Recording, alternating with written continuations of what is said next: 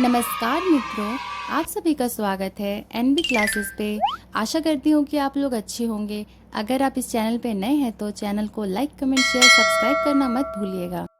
तो आज हम जानेंगे पंचतंत्र की कहानी। बच्चों के कोमल मन में बातों को गहराई तक पहुँचाने का तरीका कहानियों से बेहतर और क्या हो सकता है। खासकर पंचतंत्र की कहानियाँ जिसमें बेहतर सीख, संस्कार व जीवन में अच्छी चीज़ों की ओर बढ़ने की प्रेरणा मौजूद होती है। आप इन कहानियों के माध्यम से बच्चों को खुशी देने और उनका मन बहलाने के साथ ही उनके अंदर नैतिकता व सदाचार के भाव को पहुंचा सकते हैं। तो देर किस बात की, अपने बच्चों को ये शिक्षाप्रद कहानियाँ सुनाते हुए अपने बचपन में खो जाइए। तो चलिए हम शुरू करते हैं पंचतंत्र की कहानी। आज की कहानी का नाम है लक्ष्मी गाय और शेर की कहानी। आइए जानते हैं। एक पहाड़ी के नीचे रामगढ़ नाम का एक गांव था। गांव के सारे जानवर हरी घास खाने के लिए सुबह उसी पहाड़ी के ऊपर बसे जंगल में जाते और शाम होते होते घर वापस आ जाते थे। हर दिन की तरह लक्ष्मी नाम की एक गाय अन्य गायों के साथ उसी पहाड़ी के जंगल में घास खाने के लिए गई थी। वह हरी घास खाने में इतनी ज्यादा प्रसन्न थी कि वह कब एक शेर की गुफा के पास पहुंच गई उसे पता भी नहीं चला। शेर अपनी गुफा में सो रहा था और वह पिछले 2 दिनों से भूखा भी था। जैसे ही लक्ष्मी शेर की गुफा के पास पहुंची, गाय की खुशबू से शेर की नींद खुल गई। वह शेर धीरे धीरे गुफा से बाहर आया और गुफा के बाहर गाय देखकर खुश हो गया। शेर ने मन ही मन सोचा कि आज उसकी 2 दिनों की भूख मिट जाएगी। वह इस तंदुरुस्त गाय का ताजा मांस खाएगा और यह सोचकर उसने एक तेज दहाड़ लगाई। लक्ष्मी शेर की दहाड़ सुनकर डर जाती है। जब वह अपने आसपास देखती है तो वहां दूर दूर तक उसको कोई भी दूसरी गायें नहीं दिखी। जब वह हिम्मत करके पीछे मुड़ी तो उसे सामने शेर खड़ा हुआ दिखाई दिया। उस शेर ने लक्ष्मी को देखकर फिर से दहाड़ लगाई और लक्ष्मी से कहा, मुझे 2 दिनों से कोई शिकार नहीं मिल रहा था। मैं भूखा था, शायद इसलिए भगवान ने मेरी पेट भरने के लिए तुझे मेरे यहाँ पर भेजा है।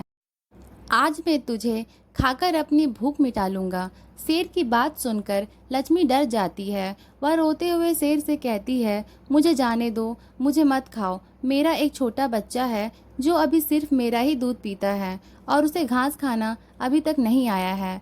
लक्ष्मी की बात सुनकर शेर हंसते हुए कहता है, तो क्या मैं अपने हाथ में आए शिकार को ऐसे ही जाने दूं?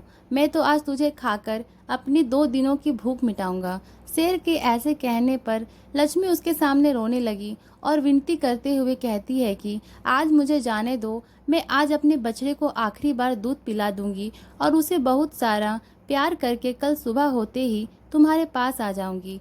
फिर तुम मुझे खा लेना और अपना भूखा पेट भर लेना। शेर लक्ष्मी की यह बात मान जाता है और धमकी देते हुए कहता है कि अगर कल तू नहीं आई तो मैं तेरे गांव आऊँगा, फिर तुझे और तेरे बेटे दोनों को खा जाऊंगा। लक्ष्मी शेर की यह बात सुनकर खुश हो जाती है और शेर को अपना वचन देकर गांव वापस चली जाती है। वहां से वह सीधे अपने बछड़े के पास जाती है, उसे दूध पिलाती है और बहुत सारा प्यार करती है। फिर बछड़े को शेर के साथ हुई सारी घटना बताती है और कहती है कि उसे अब अपना ख्याल खुद ही रखना होगा। वह कल सुबह होते ही अपना वचन पूरा करने के लिए शेर के पास चली जाएगी। अपनी माँ की बातें सुनकर बछड़ा रोने लगता है। दूसरे दिन सुबह होते ही लक्ष्मी जंगल की तरफ निकल जाती है और शेर की गुफा के सामने पहुंचकर शेर से कहती है, अपने वचन के अनुसार मैं तुम्हारे पास आ गई हूँ, अब तुम मुझे खा सकते हो। गाय की आवाज़ सुनकर शेर अपनी गुफा से बाहर निकलकर आता है और भगवान के अवतार में प्रकट होते ही वह लक्ष्मी से कहते हैं, मैं तो बस तुम्हारी परीक्षा ले रहा था, तुम अपने वचन की पक्की हो, मैं इससे बहुत प्रसन्न हुआ। तुम अब अपने घर और बछड़े के पास वापस जा सकती हो। इसके बाद वे उस गाय को गौ माता होने का वरदान भी देते हैं और उसी दिन के बाद से सभी गायों को गौ माता कहना शुरू कर देते हैं। तो इस कहानी से हमें यह सीख मिलती है कि हमें जान की बाजी लगाते हुए भी अपने दिए हुए वचन को पूरा करना चाहिए। यही हमारे दृढ़ व्यक्तित्व को दर्शाता है। तो मित्रों, आज का वीडियो यहीं तक रहा। अगर आपके मन में इस वीडियो को लेकर कोई प्रश्न आए तो आप नीचे दिए गए कमेंट बॉक्स में बता सकते हैं। तो मित्रों, ऐसी और भी रोमांचक कहानियाँ सुनने के लिए सब्सक्राइब करें और बेल आइकन दबाना ना भूलें। तब तक अच्छे रहें, स्वस्थ रहें। धन्यवाद।